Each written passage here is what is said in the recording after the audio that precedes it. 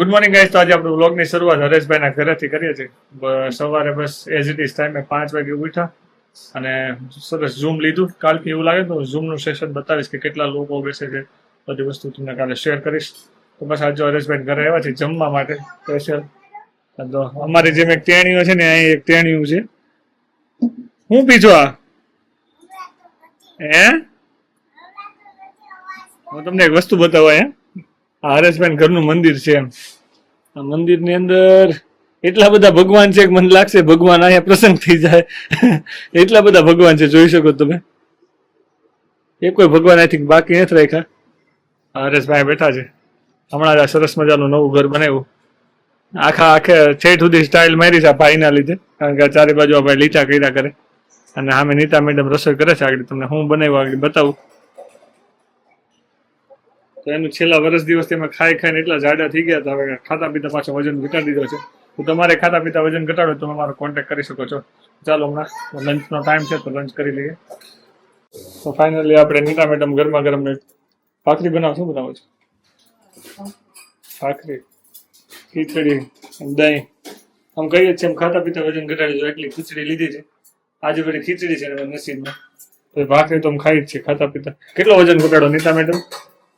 9 kilo ખાતા પીતા. હા, નીતા મેડમ ખાતા પીતા 9 કિલો વજન ઘટાડ્યો. આને ઘરવાળી છે, આનો 20 કિલો ઘટાડ્યો હરેશ સરના. તો ચાલો ફટાફટથી જમી લઈએ. તો ફાઇનલી ગાઈઝ આપણે હરેશભાઈ ઘરેથી લંચ કરી અને આવી ગયા. આવીને ડાયરેક્ટ કામની શરૂઆત કરી. ધીરે ધીરે હજી ફોન મેસેજ કરવાનું ચાલુ કર્યું. લેપટોપ ને ફોન ચાર્જિંગમાં મૂક્યા તાજ પાવર ગયો. અને પાવર ગયો એટલે ઓલમોસ્ટ 2-3 કલાક સુધી પાવર ગયો. જસ્ટ સુધી હમણાં આવ્યો પાછો થોડીક વાર પહેલા પાછો ગયો. અને આખા સુરતની અંદર ક્યાંય પાવર નહોતો. સુરત થી લઈને વાપી સુધી ક્યાંય પાવર જ નહીં. ખબર નહીં શું પ્રોબ્લેમ છે. બધાના ફોન મેસેજ આવી ગયા હતા. ગેજેટ કે બધી કઈ પણ વસ્તુ ચાર્જિંગમાં મૂક્યું બધું કાઢી લેજો. ખબર નહીં શું થયું હોય. તો તમે પણ આ વિડીયો જોતા હોય ને તમે એ દિવસ ફીલ કર્યો તો કહેજો કે આ દિવસે અમે જોયું તો એક દિવસ સુરતની અંદર 2-4 કલાક પાવર નહોતો. તો કમેન્ટ કરીને જણાવજો તમને યાદ છે કે નહીં એમ. કારણ કે આ વિડીયો બહુ લેટ થઈ ગયો છે તમે જોતા હશો ત્યારે. બીજું સાથે સાથે બસ લોકોના મેસેજ આવ્યો છે. ઓલમોસ્ટ 900 ફોલોવરથી ચાલુ કર્યું હતું. અત્યારે ઓલમોસ્ટ 7,000 ફોલોવર થઈ ગયા છે. 7,000 ફોલોવર. બહુ સરસ લોકોનો રિપ્લાય આવે છે. બહુ લોકોને મસ્ત વિડીયો બધાના ગમે છે. સર ઘણા લોકો મતલબ સારું બહુ કહે છે કે તમે બહુ મસ્ત જે ગાઈડ કરો છો સારું છે. અને ઘણા લોકો બેસે છે એને મને કીધું કે બહુ સારા છે. એક જ દિવસની અંદર સારા રિવ્યુ આપ્યા કે તમે મસ્ત શીખવાડો છો, તમે જે ગાઈડ કરો છો એ મસ્ત છે. ઘણા બધા સારા રિવ્યુ આવ્યા છે. કેટલા અત્યારે જો આપણે સ્ક્રીનશોટ લઈ લઈએ 7,000 થશે. 51 લોકો કમી છે કદાચ. કેટલા વધ્યા? 51 હતા ને 65 થયા. એટલે ઓલમોસ્ટ 15 જ આવ્યા. ખબર નહીં 15 ફોલોવર જ કેમ આવ્યા. ધીરે ધીરે વધશે. જે મૂકી હતી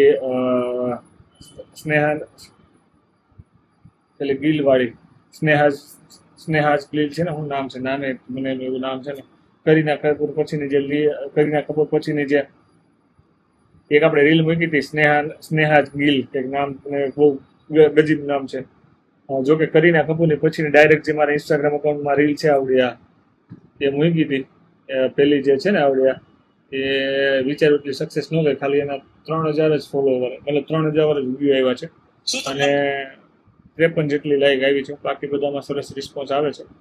તો હજી મારા 2-4 પ્લાન મનમાં ચાલે છે. આપણે સેટરડે સન્ડેના રાખી, કારણ કે સેટરડે સન્ડે લોકોને વધારે ફ્રી હોય, મજા વધારે કરે. આપણે એ દિવસે રાખશું તો કંઈક જોશું. તો ચાલો ફટાફટ હવે કામને આપણે શરૂઆત કરીએ. હજી આજની રિલે શૂટ કરવાની છે આજે. પ્લસ મારે જવાનું છે આજે જવાનું છે અમારા સેન્ટર પર. અત્યારે ત્યાં બધા લોકો આવવાના છે, વાતચીત કરવાની છે. અને ઓલરેડી 2-3 મિટિંગ ચાલે છે આખી ટીમની કે કઈ રીતે બધા સારી રીતે ડેવલપ કરી શકાય એ રીતે, હે ને. તો ખાસ તો ચાલો શું સારું લાગે છે કે કમેન્ટ કરીને જણાવજો. તો આપણે હજી જવાના છે ત્યાં જાશું આપણા સેન્ટર પર.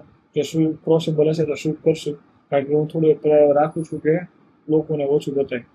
તો ચાલો આપણે ફટાફટથી ત્યાં જઈએ અને પેલા આપણે રીલ શૂટ કરી લેવું, પછી આપણે ત્યાં જશું. તો ચાલો આપણે મળ્યા ત્યાં. તો ફાઇનલી ગાઈસ ઘરે આવી ગયા, ફ્રેશ થઈ ગયા અને બસ હવે કરું છું વિડીયો એડિટ. જોઈ શકું છું.